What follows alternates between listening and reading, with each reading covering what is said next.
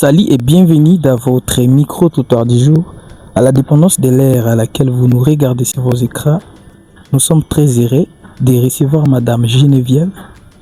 Je ne sais pas si d'autres présentations vous en avez alors sur ça. Bonjour David, moi c'est Geneviève, je suis créatrice de mode en panne. Créatrice de mode en panne. Oui. Oh vraiment, je suis vraiment très heureux de vous recevoir sur cette émission micro-trottoir et nous avons quelques points, je ne sais pas si vous êtes d'accord. Oui, allez-y. D'accord. Nous voulons tout justement savoir, est-ce que vous pouvez nous raconter comment est née votre passion pour la création des bases de pagnes? Ça c'est une petite histoire. Je me souviens bien, ça a commencé quand le couturier n'arrivait pas à faire le modèle que je voulais en fait. Des fois quand je leur donnais des modèles que je voulais, mais à la fin, c'est pas exactement ce que j'imaginais. Du coup, il y avait une déception. Une autre fois, je suis tombée sur un sac en panne, sur un site. J'ai vraiment aimé le sac, j'ai passé la commande. Mais à la livraison, j'étais très déçue parce que le sac ne correspondait pas du tout à ce que je voulais. C'était pas en panne.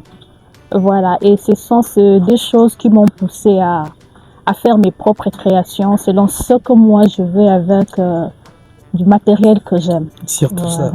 Et vous savez aussi, être femme et entrepreneur, ce n'est pas toujours facile. Tout à fait. Ok, alors quelles sont les plus grandes difficultés que vous rencontrez des fois lorsque vous faites vos articles, vos achats, tout comme ça?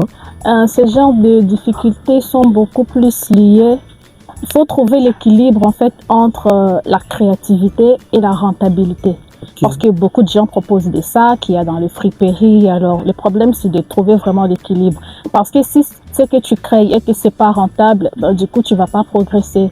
Et il y a une autre question aussi qui est liée à l'image, à la visibilité. Ok. Voilà. En quoi alors consistent vos créations?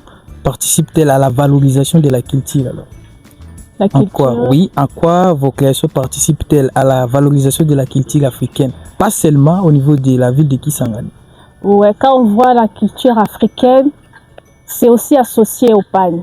C'est les tissus qui symbolisent l'Afrique. Alors pour moi, le fait de mettre ça de l'avant en faisant des accessoires, des pagnes, des vêtements, c'est vraiment une façon de valoriser la culture africaine d'une façon générale, et celle de la République démocratique du Congo en particulier.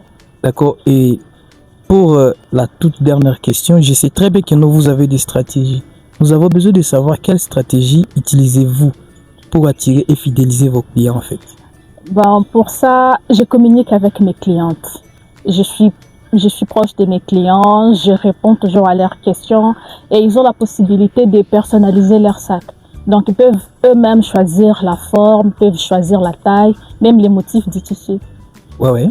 Vraiment, c'était un honneur. En plus, je ne sais pas si vous avez un conseil à donner aux jeunes filles qui rêvent de devenir entrepreneurs comme vous.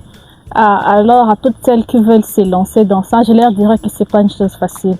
La première chose, c'est d'avoir une vision.